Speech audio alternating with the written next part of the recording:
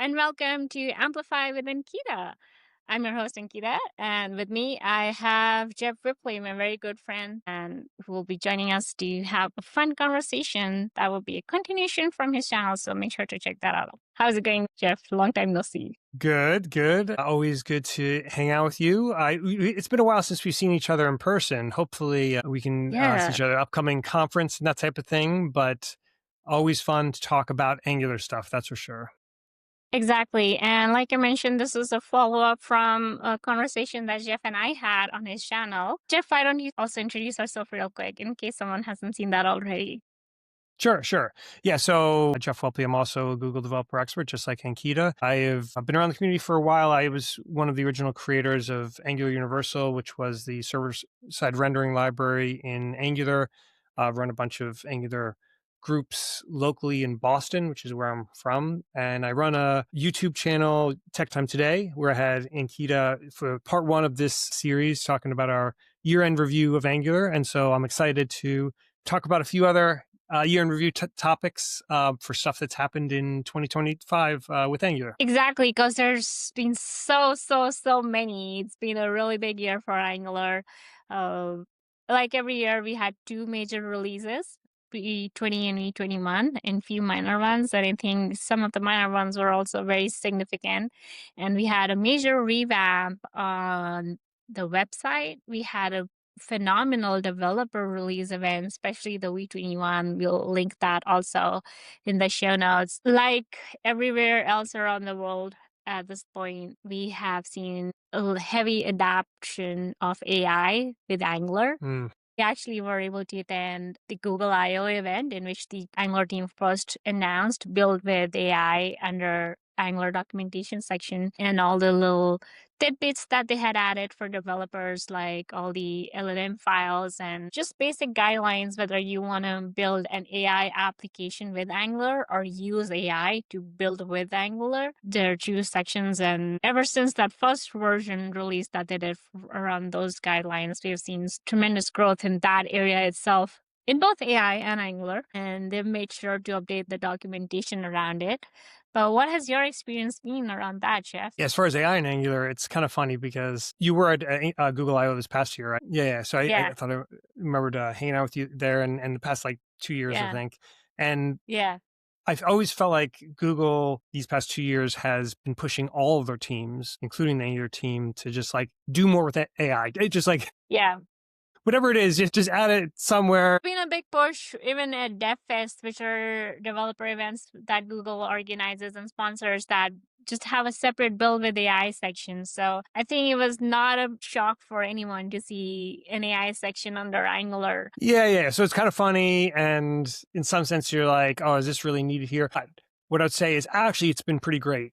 Maybe initially it was like a hype type thing, but it's turned into some really tangible benefits, because like I would think that most web developers now are using generative AI tools to help them develop, and just having different things that they put in place to make that easier. So, I mean, like the AI tutor, or even like the context file, like that you can add that that you put into ChatGPT or Gemini or anything else like that. It's actually really helped and made it easier to build with Angular. I think it's actually been pretty awesome. I know. I went to this JavaScript meetup where I talked about Angular AI Tutor, and they had just released it, and I had people come up to me. It's like, that makes it easier for me to even try Angular, because I haven't looked at it in over 5 years or 3 years, or how so many years I've moved on to other frameworks. If you're unfamiliar with Angular AI Tutor, you can set your level of expertise between 1 to 10, with 10 being you're highly proficient in the framework, and it gives you this tutorial that you can code along with it. And it also teaches you and corrects you, and you can obviously ask it to do it for you. But it also still teaches you, like, this is why I did something the way it did. It points you to the documentation site for links that it might think you want to read more about or understand in depth about. It's a very interactive way of trying and learning some concepts about Angular that you might not be familiar with or are struggling to wrap your head around it. For example, if you just want to focus on what are linked signals and how do I learn about them, or just go to AI Tutor and go to the section that talks about something that you might have to use linked signal for. And then it gives you feedback and in-depth explanation about it. So it's such a unique way of adopting a tutorial with AI that I'm a big fan, honestly. And now with V21, we have Angular MCP, which is tied with the documentation and Angular AI Tutor. And it has all the latest features that Angular has released so far associated with it. Because I remember when ChatGPT and even Gemini came out, whenever you asked AI to prompt an application, it was never in Angular. Never in Angular. Yeah. It was by default always in React. And even if you prompted it to create an Angular component, it would create an React component named Angular component, which I thought was hilarious. And we've come a long way in AI adoption with Angular since. And whether you use Google AI Studio or you use any other, whatever your favorite LLM model is, you are now able to develop in Angular using the latest features of Angular, because sometimes it would create something using modules, which was so V15. We've had Yeah, I mean, standalone components in a long time. just if you think about the way that these models are created, it's on this 6 month to a year cycle or whatever. Yeah. But Yeah. Angular is making changes faster than that. Even if the training Right. data for a model is like really good, which for Angular it's not. Maybe in the past it hasn't been perfect. How quickly the framework's developing is always going to be faster than the way that the model is developing. So you need these other things like the Angular MCP and like the extra context file, so that it knows the latest and greatest and allows you to create consistency among how different people are generating Angular apps. And I think that's been a success for the large part. Yeah, I don't know if any other framework has such a consistent release cycle than Angular does. And in so many ways, it works wonderfully for Angular. But I think for AI, it was starting to bite it, because you would have a new version by the time Angular or AI is caught up with the latest features. But there, with the MCP and few other checks and balances that Angular team has, I think that's been working really great. So it's really exciting to be able to build something now in Angular. Yeah, and by in the way, the latest version. I would also argue that there's some subtle changes that maybe didn't have AI's first thing, but there's certainly like an AI side benefit. So for something like going zoneless, just as an example, that's something that it's hard for the AI to reason about because it can't have everything in the context at the same time. So because zones work by sort of encapsulating everything in your app, you may copy, let's say one piece of code into an AI, or it's looking at one piece of your app, and it just doesn't understand that changes are coming from some other section because zones happens to be catching it or whatever. So like this is just an example. I'm not saying that was their primary driver, but like there's also these like little changes that they're doing to Angular, I feel like, that are making it more AI friendly as well. It's evolving at a steadfast pace, and at the beginning of 2025, it felt really hopeless. But we've come full circle, and I think it's really exciting the way how far or how much progress has been made in this direction. I also really like that the Angular team had at least initial drafts of all these spec files or the LLM text that you can add based on whatever you're using. And that helped tremendously. I noticed I didn't have to explicitly tell the model to make sure the component is on push. Just simple things that use a module or things like that. So, and like we mentioned before, we have seen two big releases, and boy, have there been changes that have been pushed out. And kind of becoming hard to track. I don't remember a time when there would be so many features released that the release log gets bigger and bigger, the release event gets better and better. Something that I didn't think was on our radar even, and we got by the end of this year, is a new mascot. I love the fact that RFC was the most heavily commented RFC out of all the ones. Like, do we care about signals? Sure, but not as much as about our mascot. And I love it. I love that its name is Angie because that's my daughter's name, and she definitely got a kick out of that for sure. I can't wait to have a plushie and a keychain and a sticker and everything. Angie related that I can get in a hoodie and a hat and Yeah, everything. the All swag coming back. possibilities are endless. Really good mascot. Okay, but coming back to the features that we've had, the more important stuff. We saw stabilization of almost all of the initial signal APIs that were released earlier this year with V20, because we had, like we mentioned initially, that Angular team has adopted this pattern of releasing new features. It's a experimental, developer preview, and stable. Those are the three phases. I don't think I've ever seen something skip from experimental to stable directly. I think it almost always goes to developer preview. And we've had some of these. I think effects might have gone directly to stable, but maybe I'm, like we said, it's really hard to keep track of all these features and all the states that they're in. I know some of these I started using after they had been in experimental for a while because I could not wait for them to be stable, and I was like, I do not want to have to do something in another way that I know would make my life so much more easier if I can just use the signal API that we have for it. A lot of stabilization that kind of tells you that signals are here to stay. They're the building blocks, and we're going to see so many more of those signal APIs that will be coming soon in the next year, I think. Yeah, definitely. I mean, like you were saying, there are so many different changes, and for sure, signals and zoneless things like that are like big headliners. But there's so many small changes as well. When you really think about it, there's things where in previous releases they would have been like huge deals, but they're sort of slipping in there quietly because they're not as maybe big as those things. Like the ARIA stuff, for example, is actually kind of cool. They separated out the previous Angular material API that was used for components so that it can be used without styles and you can apply your own kind of style set, which actually is pretty cool. Like it may sound like, oh, well, what is that even useful for or whatever. But the reason why it's super useful is because it is a choice whether you're using the actual material styles, and sometimes it works, sometimes it doesn't, but it's actually super useful to have like a standardized way how you're building some of these different components. So having the ARIA API to like standardize that, and then giving you the freedom to apply any of the different options for styling on top of that is actually like pretty awesome, and something like I jumped all over right away to start introducing to some of my different code bases. So again, that's just one example, but there's so many changes. Like I said, I feel like that's an underrated one that got in there.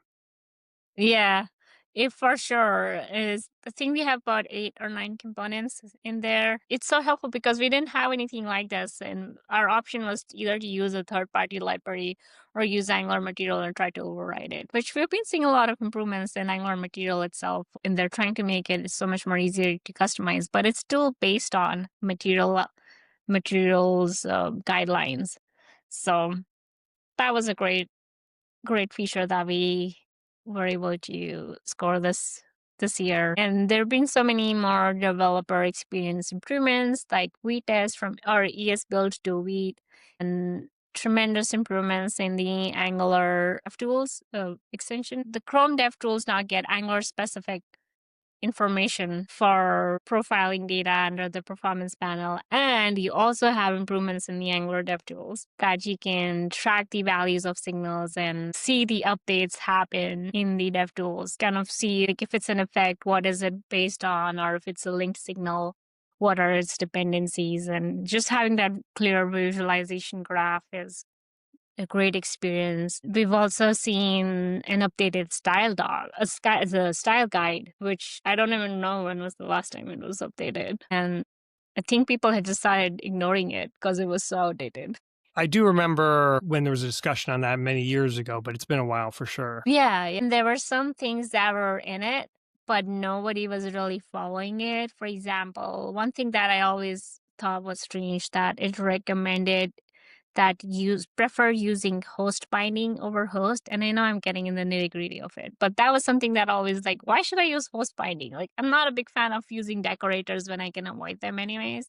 Mm. And then you would ask the Angular team. It was like, oh yeah, that needs to be updated. Like, we do not, no longer, that's no longer true, but the style guide is just outdated and things like that. So they finally got around doing that. And I remember while they were updating, they realized that for host, they don't actually have a strict type checking. So then they implemented that, and we had a great feature that they added because they realized not only the style guide needs to be updated, but we need to have better improvement in that area as well.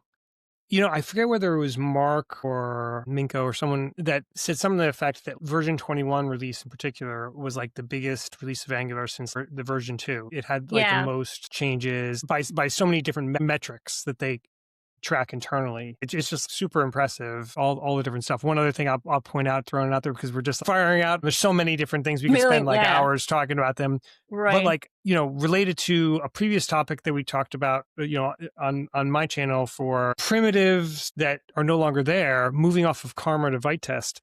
Karma was there right from day one in your JS as the EE builder. They had a big Karma team actually within Google. Like it was like a big deal for the longest time. And obviously, you know, the past couple of years, it's definitely been kind of defunct or whatever. So it's not, the writing's been on the wall. It's not surprising to anyone. But finally putting that like sword in there to like kill it and move on, along with these other things is kind of interesting. And it's great. A welcome change. Yeah. It's just like keeping up with the times for where generally JavaScript frameworks are heading to. All these things are what make Angular modern anyways. I'm kind of surprised that we haven't brought up signal forms in this discussion. Well, yeah, because we're talking about so many, obviously the signals implementation themselves and the dev tools to signals and signal forms is like, oh my God, if anybody's ever worked on forms, any sort of forms before, you know the pain. It is a painful thing, like doing validation, especially when you have complex forms and whatever. And the difference that signal forms brings is like so crazy. Have you built stuff with signal forms yet?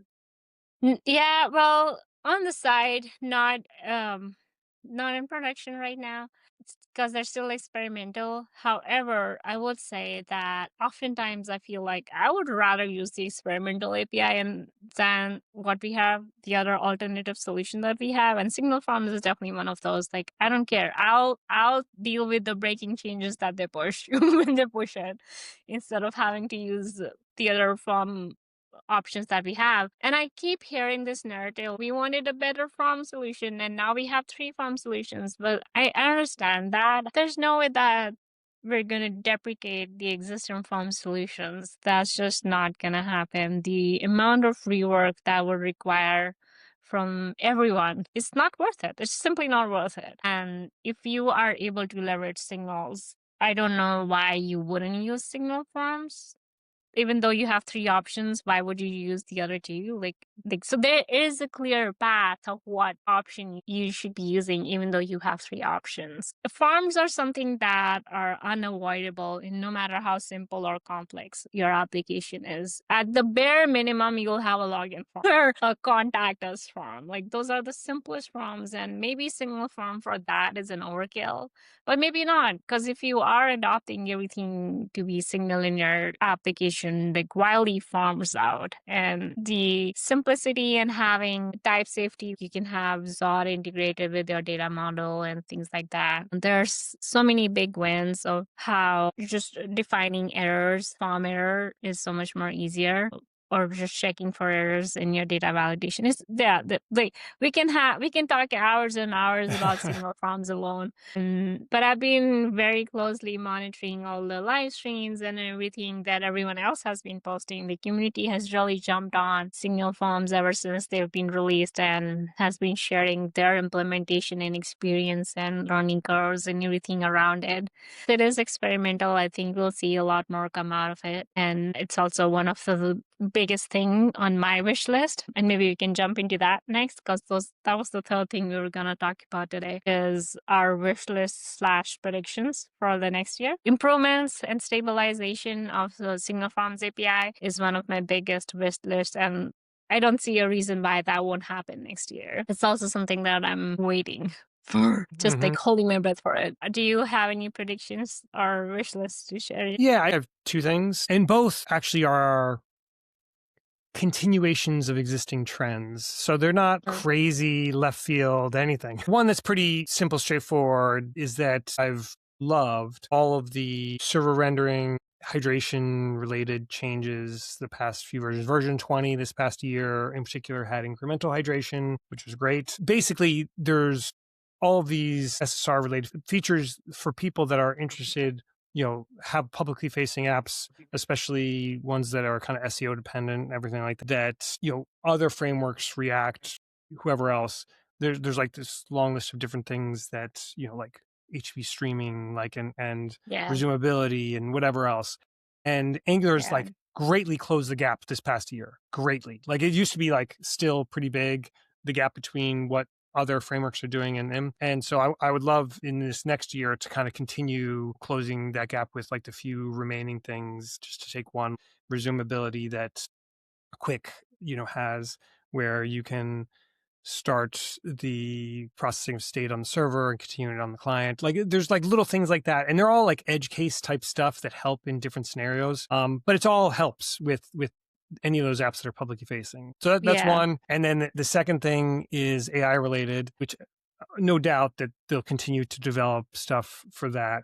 And specifically for where I'd like to see some areas of growth on the AI side for Angular is with Web MCP and the Agentic Web. So Web MCP is a new standard of how websites can interact with browser agents. And so there's a lot of stuff that's like, it is built into the browser itself, but making it easier to expose through Angular. There's different ways that you can integrate Angular to the new, like literally these are APIs that like aren't fully public yet. Like it's very early stage, but it's the direction that things are going. So like as those APIs for WebMCP get developed, it would be smart to have either work well with them. Last thing is a little more abstract topic of the Agentic Web, which is like slightly different, which is building agent-to-agent communication on the backbone of the web. And this is like much more, I don't know where that's going to develop. Like WebMCP is pretty close, like, and they're in the next few months, they're definitely going to formulate things like a much more specific APIs that are going to get no doubt implemented by the browsers. But the Agentic Web stuff is more like much more conceptual and much more, discussion. So who knows where that's going to go? But like either way, like I think that there's things that the developer tools that are, and frameworks that are being used can help to align with wherever these different new evolving standards start to go.